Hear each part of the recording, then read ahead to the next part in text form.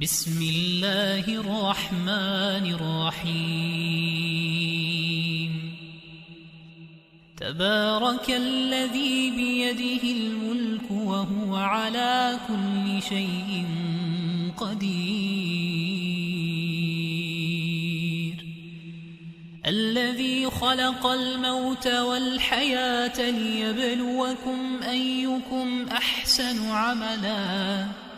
وهو العزيز الغفور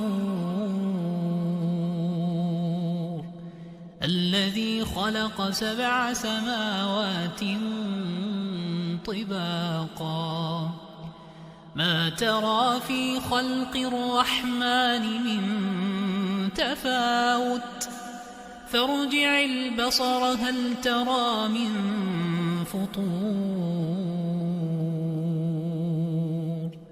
ثم ارجع البصر كرتين ينقلب إليك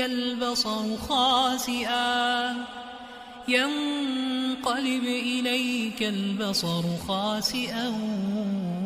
وهو حسير ولقد زينا السماء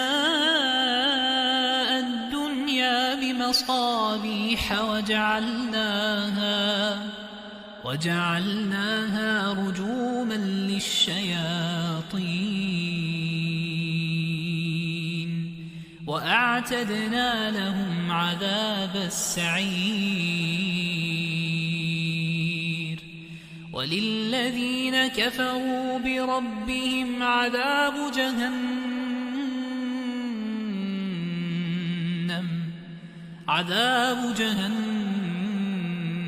وبئس المصير إذا ألقوا فيها سمعوا لها شهيقا وهي تفور تكاد تميز من الغيظ كلما ألقي فيها فوج سألهم خزنتها ألم يأتكم نذير قالوا بلى قد جاءنا نذير فكذبنا وقلنا ما نزل الله من شيء إن أنتم إلا في ضلال كبير وقالوا لو كنا نسمع أو نعقل ما كنا في أصحاب السعير فاعترفوا بذنبهم فسحقا لأصحاب السعير إن الذين يخشون ربهم بالغيب لهم مغفرة وأجر كبير وأسروا قولكم أو اجهروا به إنه عليم بذات الصدور ألا يعلم من خلق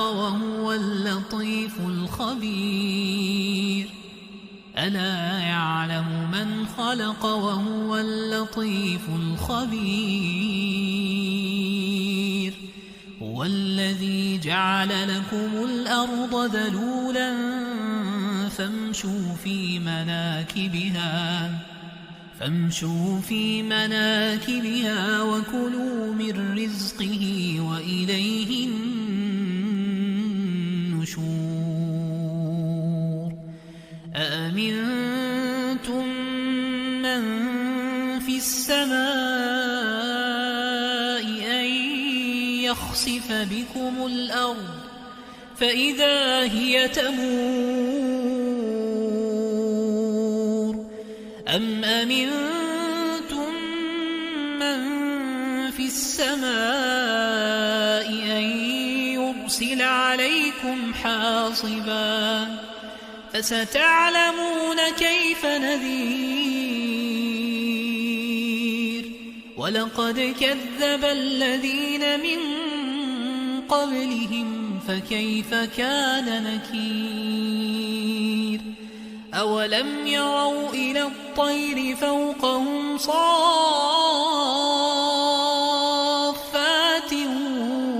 ويقبض ما يمسكهن إلا الرحمن إنه بكل شيء بصير أمن هذا الذي هو جند لكم ينصركم من دون الرحمن إن الكافرون إلا في غرور أمن هذا الذي يرزقكم إن أمسك رزقه بل لجوا في عتو ونفور أفمن يمشي مكبا على وجهه أهدى أمن